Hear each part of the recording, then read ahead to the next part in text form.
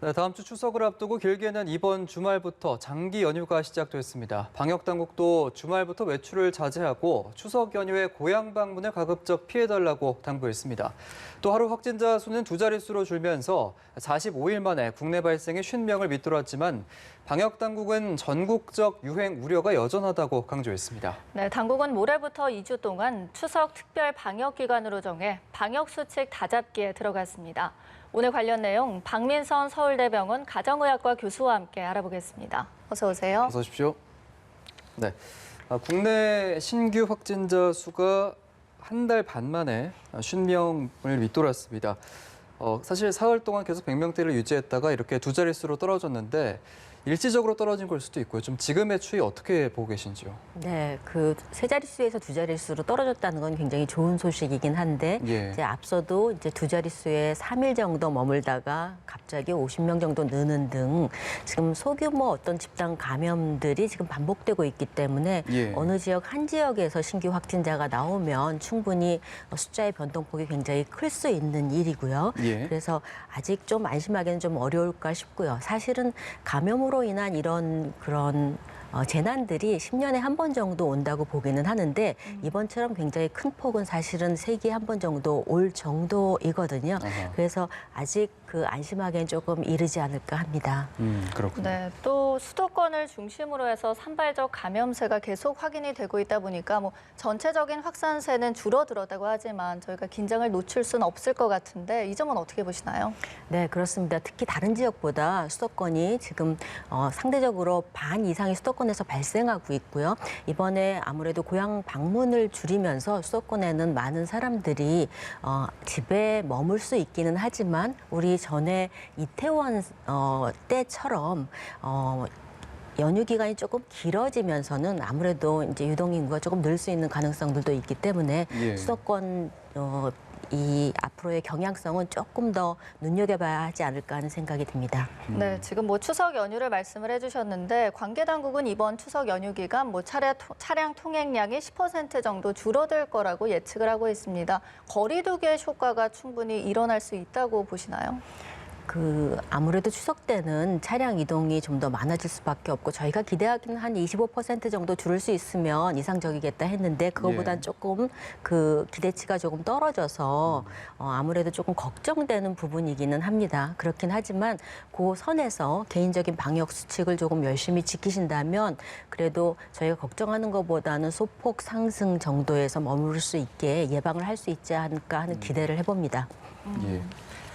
저희가 지금 제주도의 상황을 좀 짚어봐야 할 것 같은데 현재 연휴까지 약 30만 명의 귀성객 또 관광객이 몰릴 걸로 예상이 되고 있습니다. 그러다 보니까 제주도는 좀 비상이 걸린 상황인데 어떤 대책들이 좀 필요하다고 보시나요? 네, 아무래도 우리나라 관광지에 속하는 제주, 강원, 또 부산 이런 쪽은 사람들이 모일 수 있는 확률이 높고 상대적으로 제주도는 좀 좁은 지역이기 때문에 좀 더 밀접한 접촉이 일어날 가능성이 높겠습니다. 그리고 내부에서의 마스크를 벗고 있는 시간을 가급적 최대한 줄일 수 있는 방향으로 노력하시면 좋을 것 같고요.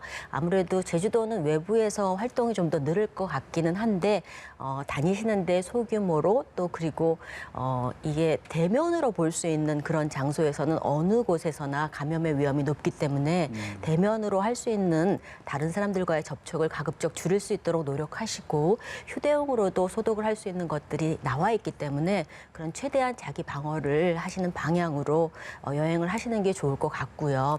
어쩔 수 없이 이제 여행을 줄일 만큼 줄이긴 하지만 지금 코로나 사태가 2월 달부터 지속적으로 유지되고 있고 앞으로 한 3, 4개월 내에 좋아질 수 있는 가능성은 굉장히 떨어지는 상태이지 않습니까? 그래서 여행을 할 수밖에 없다면 개인 방역을 최대한 잘 지키시는 게 중요할 것 같고요. 무엇보다도 여행 가 있다고 증상이 있을 때 무시하시지 마시고 증상이 있으면 무조건 병원을 방문하시는 것부터 시작하셔야 할 것 같습니다. 이동과 여행이 자제돼야 되겠지만 일단 어쩔 수 없는 분들은 이제 개인 방역 수칙 당연히 준수해야겠죠. 정부가 이제 모레부터 2주 동안 추석 특별 방역 대책을 시행하기로 했는데 아무래도 이제 연휴가 길다 보니까 이런 대책을 준비를 했는데 이제 수도권 그리고 비수도권의 조치가 기간에도 좀 차이가 있고 여러 차별점이 있는 것 같은데 자세하게 좀 설명을 부탁드리겠습니다. 네, 아무래도 비수도권에 비해서 수도권이 신규 확진자 수가 많기 때문에 예. 또 그리고 많은 유동인구가 있을 수 있기 때문에 방침이 조금 더 강력한데요.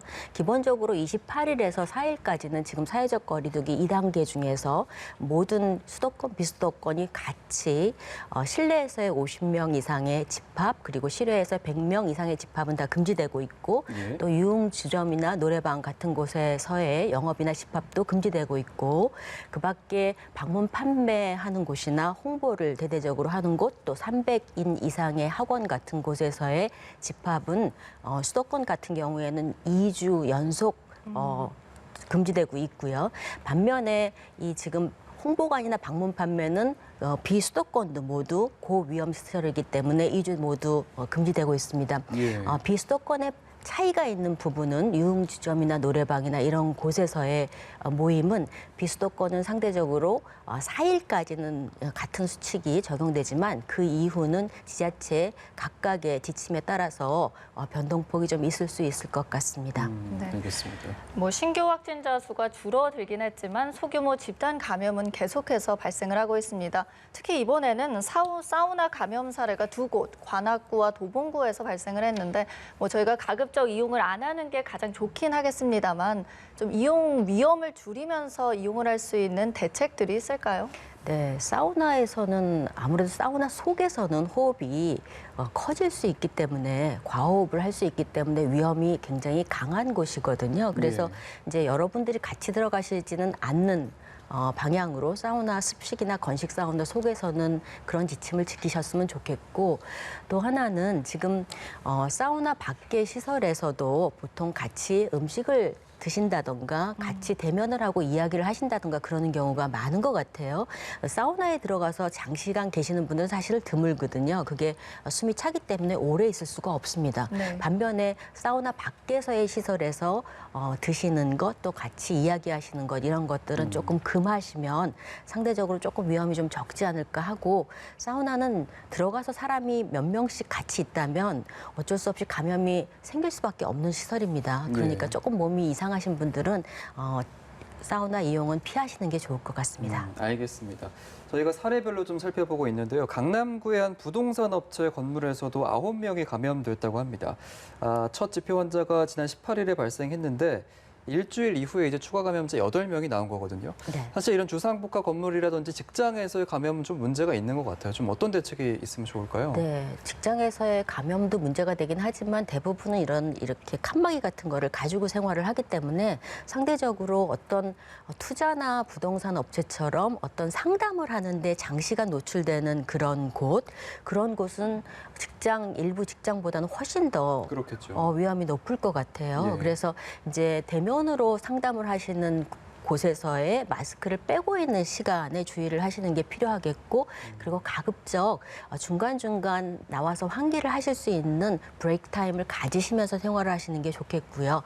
그리고 이 투자와 관련된 거는 아무래도 시간을 많이 가지고 하실 수 있기 때문에 이렇게 사람 수를 줄여서 몇 명씩 모이시는 방향으로 그런 것들을 진행하시는 게 훨씬 이런 코로나 시대에 적합한 방법일 것 같습니다. 예.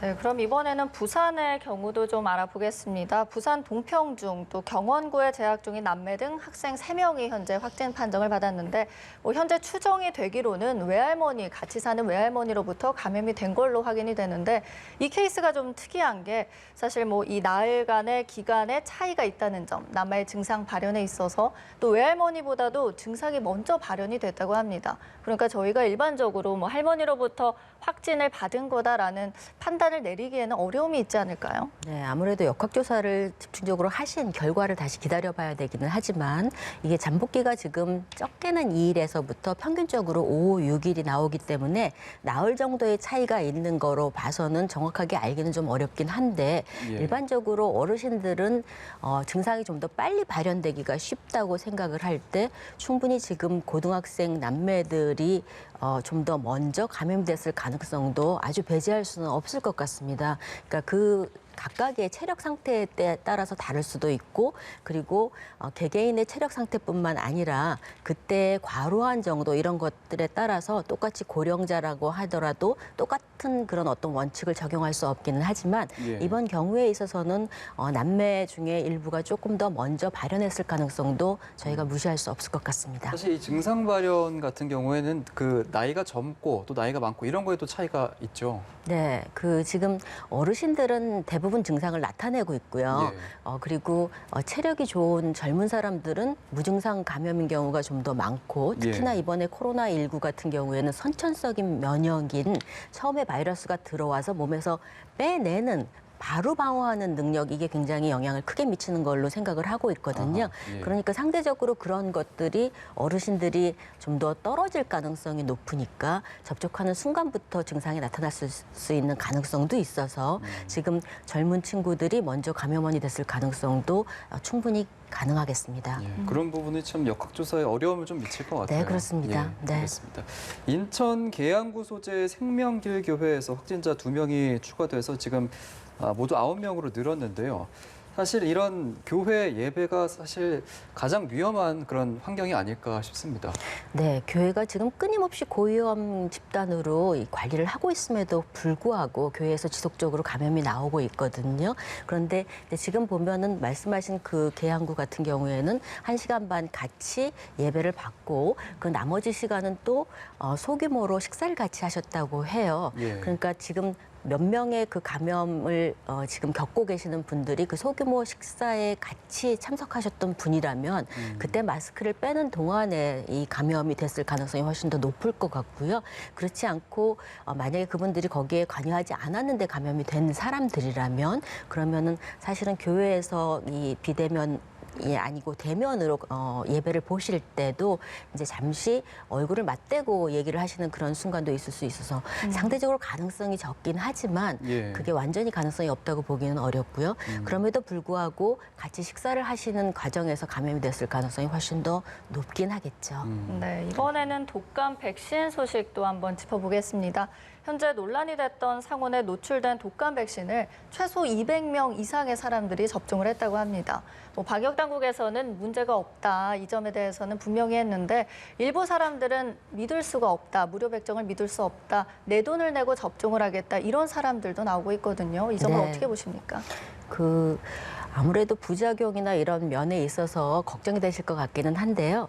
백신에 따른 부작용은 처음에 맞자마자 나오는 것부터 일반적으로 한 3일 정도에 걸쳐서 나오는 부작용이 일반적입니다. 그래서 그 맞은 부위의 발적이라든가 가려움증 그리고 약간 그 감기에 걸렸거나 독감에 걸렸을 때와 비슷한 나른함과 힘없음 뭐 이런 것들이 있을 수 있거든요. 그런데 이제 그런 것들은 보통 한 3일 이후에는 잘 나타나지 않는 경향이 있어서 저희가 일반적으로 백신을 맞았을 때도 한 3일간은 이 생활 같은 거를 조금 좀 과로하시지 않도록 얘기를 하고 있거든요. 예. 그래서 부작용의 면보다는 지금 이번에 백신 소동은 그 백신을 맞은 거에 효과가 적을 거에 대해서 지금 가장 많이 걱정을 하고 있긴 한데 이번 우리나라에서 만든 백신은 아니지만 대부분의 백신은 상온에 노출될 수 있는 가능성을 충분히 생각을 해서 보통 한 25도 정도의 상온에서 2주 정도는 큰 문제가 없을 정도로 이런 안전성 관리를 하고 있어서 네. 그런 것들은 상대적으로 조금 걱정을 덜 하셔도 될 것 같고요. 지금 2주 정도 이 몇 개 랜덤하게 샘플을 해서 백신의 효과를 보는 것들을 하고 있다고 하니까 그 결과랑 같이 보면은 큰 무리가 없을 것으로 생각이 들기는 합니다. 예, 현재 상황에서는 뭐 부작용도 거의 없고 효과도 충분할 거라고 보시는 거죠. 큰 무리는 없을 거라고 생각을 하고요. 예. 이번에 그 전주 같은 경우는 특히 유료와 무료를 같이 이렇게 관리를 했기 때문에 예. 유료로 맞으신 분한테도 문제가 좀 생기면서 224명으로 늘어난 거라고 알고 있어요. 그래서 예. 다른 지역은 아마 그런 것들이 좀 적지 않을까 하는 생각을 합니다. 예, 알겠습니다. 오늘 내용 여기까지 짚어보겠습니다. 코로나19 관련 소식 박민선 서울대병원 가정의학과 교수와 함께 얘기 나눠봤습니다. 오늘 고맙습니다. 맞습니다.